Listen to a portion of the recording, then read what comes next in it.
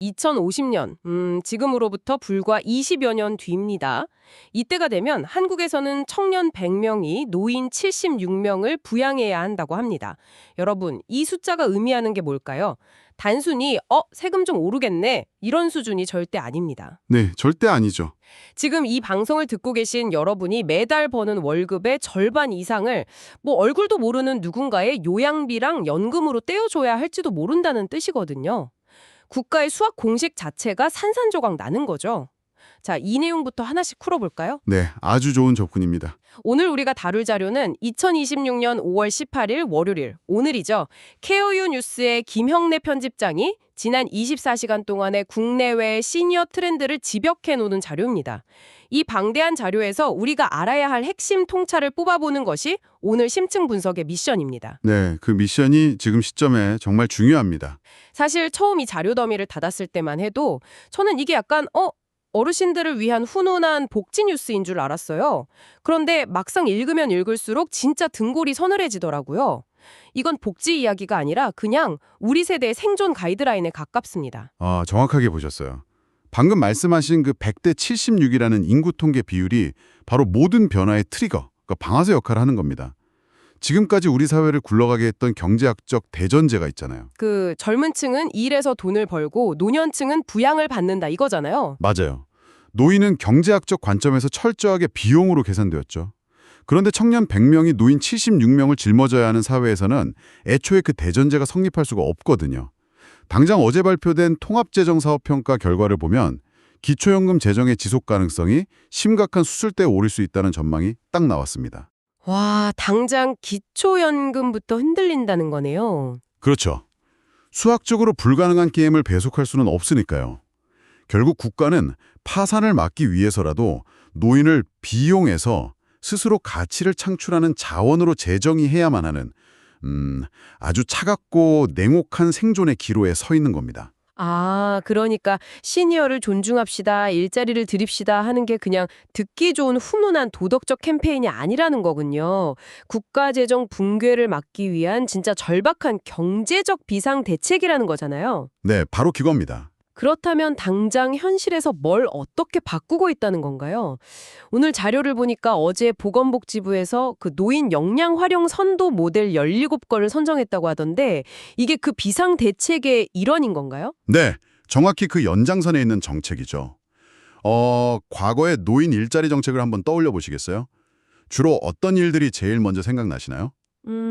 아무래도 공원이나 길거리에서 조끼 입고 쓰레기를 주우시거나 아니면 학교 앞에서 깃발 들고 교통 정리하시는 모습이 가장 먼저 떠오르네요. 아, 단순 택배 보조 업무 같은 것도 있고요. 네, 맞습니다. 그걸 우리는 약간 시니어 1.0 시대라고 부를 수 있을 것 같아요. 어떻게든 소일거리를 좀 드리고 약간의 정부 지원금을 쥐어주는 그런 양적 팽창에 치중했던 시기죠. 양적 팽창이요? 네, 하지만 이번에 정부가 선정한 우수 사업들의 면면을 자세히 들여다보면 패러다임이 완전히 바뀌었다는 걸 알 수 있습니다. 예를 들어서 퇴직한 선박 전문가들이 항만에 직접 배치되어서 병해충 유입을 막는 전문 검사원으로 활동을 합니다. 오, 선박 전문가들이요. 네, 수십 년간 배를 타면서 쌓인 그 고도의 노하우를 현장에 그대로 적용하는 거죠. 공항에서는 보안과 안전을 담당하는 요원으로 베테랑 시니어들이 투입되고요. 대구 시니어 클럽이나 부산 보훈청의 사례들을 보면 개인이 평생 축적한 전문 스펙과 지적 자본을 국가가 적극적으로 끌어다 쓰는 질적 전환, 즉 시니어 2.0 시대로 진입하고 있다는 걸 보여줍니다. 아, 이건 마치 스마트폰 운영체제가 업데이트되는 것 같아요. 단순 청소나 택배 보조를 하던 시니어 1.0 시대에서 개인의 전문 스펙과 경험을 10분 활용하는 시니어 2.0 시대로의 대대적인 업그레이드 말이죠. 민간 쪽에서도 움직임이 좀 있나요? 그럼요. 민간에서도 연간 한 3천만 원 수준의 지원금을 주는 시니어 임팩트 펠로우십 같은 프로그램을 통해서 이런 전문 인재를 본격적으로 육성하기 시작했거든요.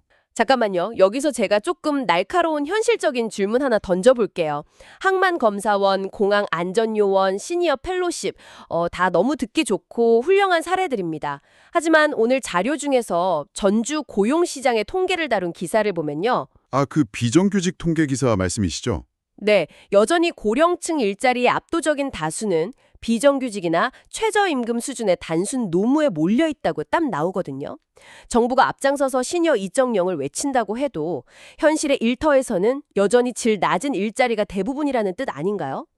결국 이런 화려한 전문가 시니어 모델이 현실성 있는 정책일까요? 아니면 소수의 엘리트 노년층에게만 해당하는 남의 나라 이야기, 듣기 좋은 구호에 불과한 걸까요? 이걸 더 큰 틀에서 연결해보면 방금 그 간극을 짚어내신 게 아주 핵심적인 포인트라는 걸 알 수 있습니다. 현실의 고용구조가 여전히 짙은 구조적 그늘을 가지고 있다는 건 부인할 수 없는 팩트죠. 그렇죠. 당장 통계가 그렇게 말해주니까요. 당장 내일 아침에 모든 시니어가 갑자기 전문직으로 출근할 수는 없잖아요. 하지만 아까 우리가 이야기한 그 100대 76의 딜레마를 다시 한번 떠올려 보십시오. 국가 입장에서는 이 76명의 시니어가 저부가가치 노동에만 머물거나 아니면 푼돈의 정부 지원금에만 의존하게 내버려둘 여유 자체가 아예 없습니다. 아, 여유가 없다. 어떻게든 끌어올려야 한다는 거군요. 맞습니다. 어떻게든 억지로라도 민간 기업들의 참여를 끌어내서 시니어들이 실질적인 세금을 내고 직접 소비를 할 수 있는 고부가가치 노동시장으로 옮겨가도록 구조를 뜯어 고쳐야만 하는 겁니다. 영동군에서 60세 이상 고령자를 3인 이상 고용하는 기업에 파격적인 혜택을 주는 노인 일자리 우수기업 인증제를 도입한 것도 다 그런 절박한 맥락에서 나온 거고요.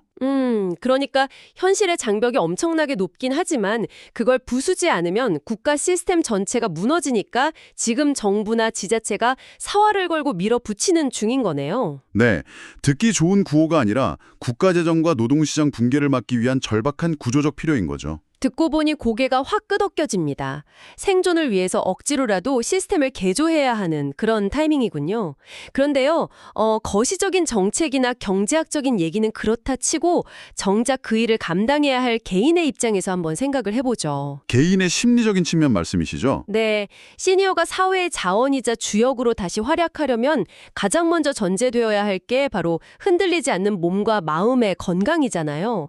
평생을 회사나 가정에 바치고 이제 막 은퇴할 나이가 된 60대 분들에게 갑자기 자, 국가가 위험하니 다시 전문성을 발휘해서 일하십시오 이러면 과연 마음의 준비가 되어 있을까요? 저는 그 파이낸셜 타임스의 사이먼 코퍼가 쓴 칼럼을 읽으면서 그 부분이 좀 턱 막히더라고요. 아, 그 칼럼 참 인상 깊었죠. 쌍둥이 아들의 대학 진학을 앞두고 빈 둥지, 즉 엠티 네스트를 맞이하는 부모의 심경을 다룬 칼럼이었습니다. 서구권에서는 이 문제가 이미 아주 심각한 사회적, 심리적 화두로 떠오르고 있거든요. 네, 자녀가 독립하고 난 뒤 텅 빈 집에서 느끼는 상실감, 정체성의 혼란 말이죠. 사실 저는 여태까지 이걸 그냥 아이고 애들 다 키우고 나니 허전하네? 이 정도의 개인적인 우울감으로만 치부했었어요. 다들 보통 그렇게들 생각하시죠? 그런데 기사를 보니까 중년에서 시니어로 넘어가는 이른바 프레시니어 세대에게 이 빈 둥지 증후군으로 인한 심리적 공백이 엄청난 타격을 준다는 거예요. 단순한 감정이 아니라 새로운 돌봄 과제가 된다고 경고하더라고요. 마음이 완전히 무너져 내린 상태에서 어떻게 다시 사회의 전문가로, 주역으로 일할 수 있겠습니까? 바로 그 지점입니다. 우리는 흔히 노후 준비라고 하면 그냥 통장에 연금이 얼마가 들어오는지 돈 계산만 하잖아요. 하지만 이런 심리적 인프라가 무너지면 재정적 인프라도 결국 아무 소용이 없어집니다. 돈이 있어도 몸이나 마음이 무너지면 끝이니까요. 맞아요. 20년, 30년 동안 누군가의 부모 아니면 어느 회사의 부장이라는 정체성으로만 살아온 사람들이 어느 날 갑자기 그 타이틀을 떼어냈을 때 마주하는 공백감은 상상을 초월합니다. 이 심리적 공백을 국가나 사회가 방치하면 심각한 우울증과 사회적 고립으로 이어지고 이것은 곧바로 국가의 돌봄 비용 폭증으로 직결되죠. 우울증이 돌봄 비용으로 바로 연결된다고요? 네, 특히 우울증과 이런 극도의 고립감은 노년기 뇌 건강에 아주 치명적인 타격을 입힙니다. 인지기능 저하를 가속화시키거든요. 오면 뇌 기능도 같이 떨어지니까 결국 치매의 위험성으로 직결된다는 말씀이시잖아요. 그래서 오늘 받은 자료 더미에 유독 치매과학과 관련된 최첨단 기사들이 그렇게 많이 쏟아진 거였네요. 네, 흐름이 아주 자연스럽게 연결되죠? 제가 오늘 자료에서 제일 놀랐던 기사가 바로 복수의 매체가 일제히 보도한 카이스트 연구진의 치매 관련 성과였습니다. 치매 환자들이 옛날 옛적 기억은 생생하게 하시면서 방금 밥 먹은 건 까먹는 이유를 드디어 밝혀냈다고요. 그 기사 헤드라인이 뇌 속 기억 전환 스위치를 찾았다였는데 이게 정확히 물리적으로 뇌에서 어떤 일들이 벌어지고 있다는 건가요? 주위에 치매를 앓고 계신 어르신을 보면 참 안타깝고도 신기한 현상을 목격하게 되잖아요. 30년 전 고향에서 있었던 일은 토시 하나 안 틀리고 정말 생생하게 말씀하시는데 불과 3시간 전에 누가 집에 다녀갔는지는 전혀 기억을 못 하시죠. 네, 드라마 같은 데서도 많이 나오는 전형적인 증상이죠. 그동안 의학계에서는 이걸 단순히 뇌세포가 점점 죽어서 그렇다고만 뭉뚱그려 설명해 왔어요. 그런데 이번에 카이스트 연구진이 뇌의 해마 신경회로에서 아주 흥미로운 메커니즘을 증명해냈습니다. 그게 뭔가요? 우리 뇌에는 새로운 단기 기억을 저장할 때 켜지는 스위치와 과거의 장기 기억을 불러올 때 켜지는 스위치가 따로 존재한다는 겁니다. 일종의 선로 변경 스위치 같은 거죠. 아, 철도 선로 바꾸듯이요? 네, 딱 그럽니다. 그런데 뇌에 치매 유발 물질이 점점 쌓이면 이 스위치가 고장을 일으킵니다.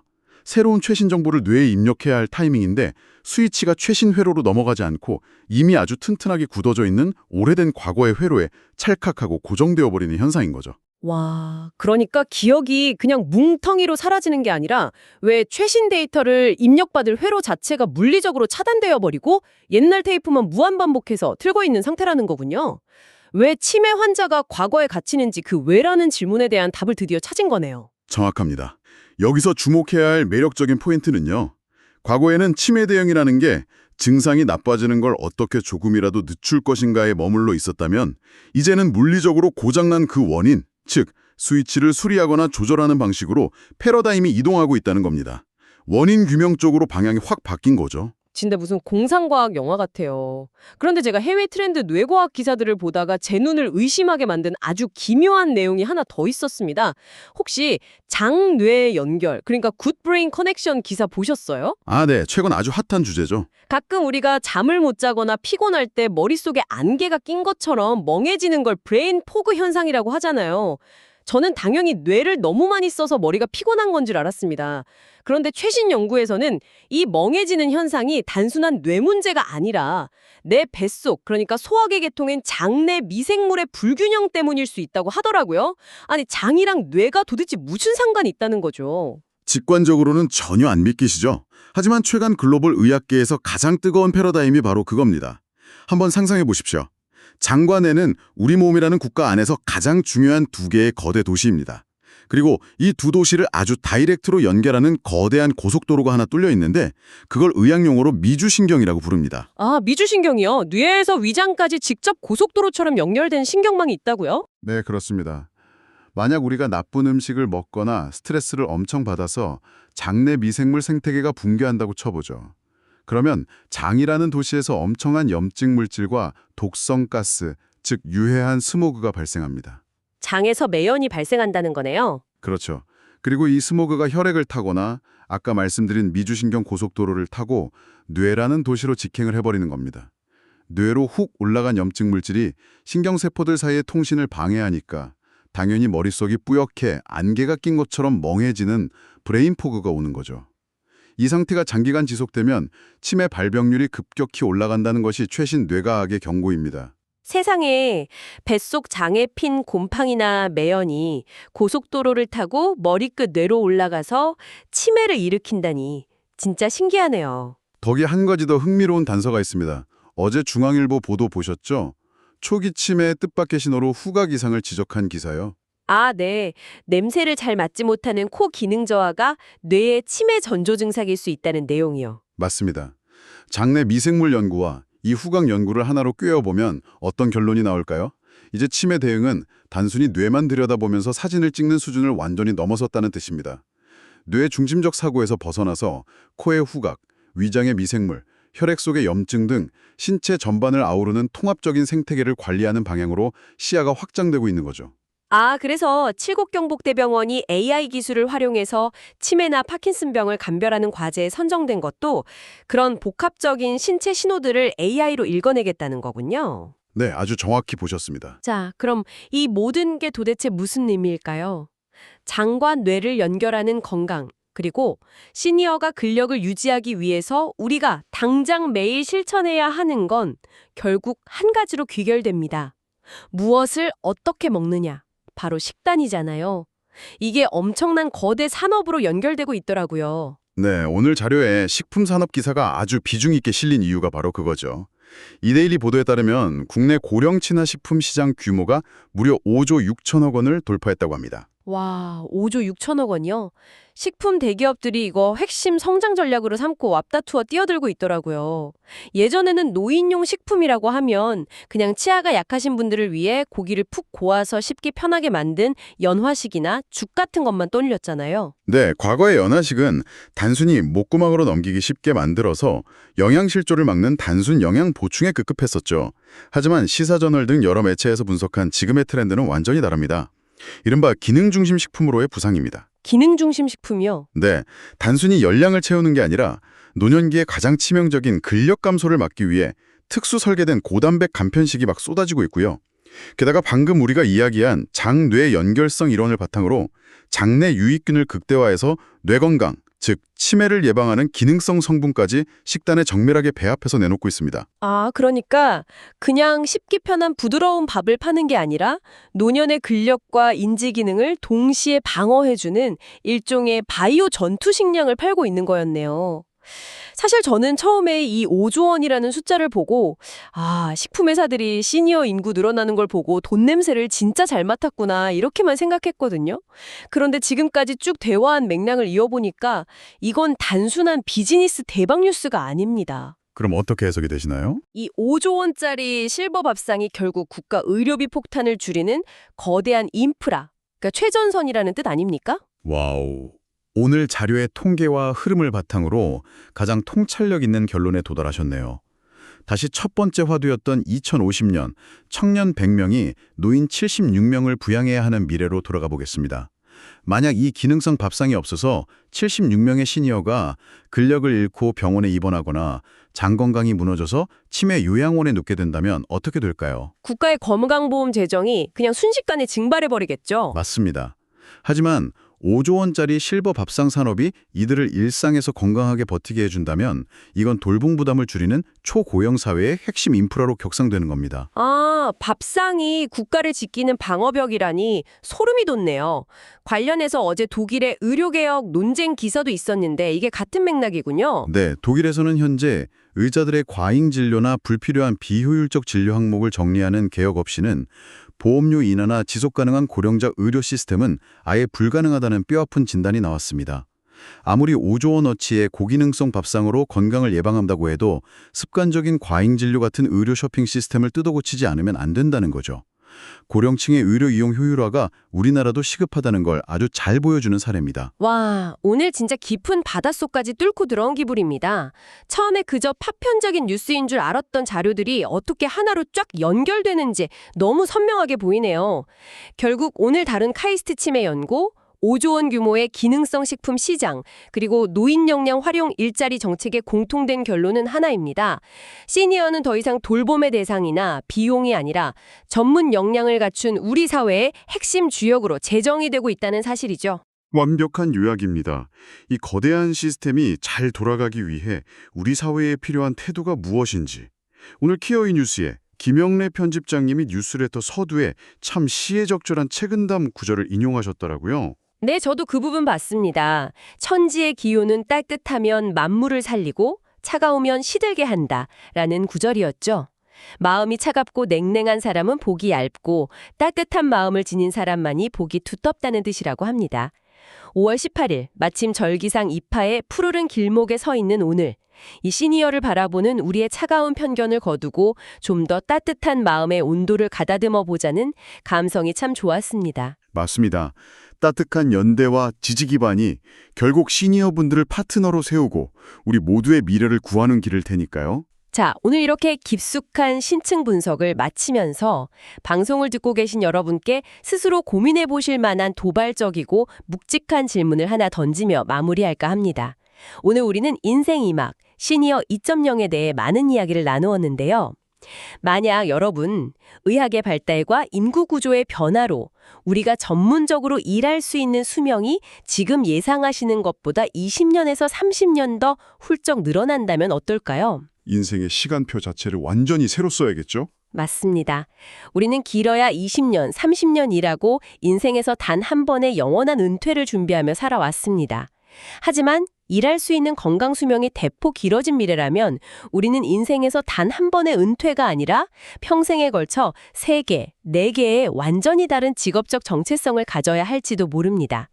청취자 여러분, 여러분은 여러분의 2번째 혹은 3번째 전문가로서의 자아를 맞이할 준비가 되어 있으신가요? 정말 당장 오늘부터 준비를 시작해야겠다고 스스로에게 묻게 만드는 질문이네요. 이 도발적인 상상이 여러분의 오늘 하루 그리고 앞으로 다가올 수십 년의 궤적에 신선한 자극이 되기를 바랍니다. 케어유 뉴스와 함께한 오늘 심층 분석은 여기서 마치겠습니다. 다음 시간에도 여러분의 뇌를 깨우고 통찰을 꽉꽉 채워 돌아오겠습니다. 여러분, 감사합니다.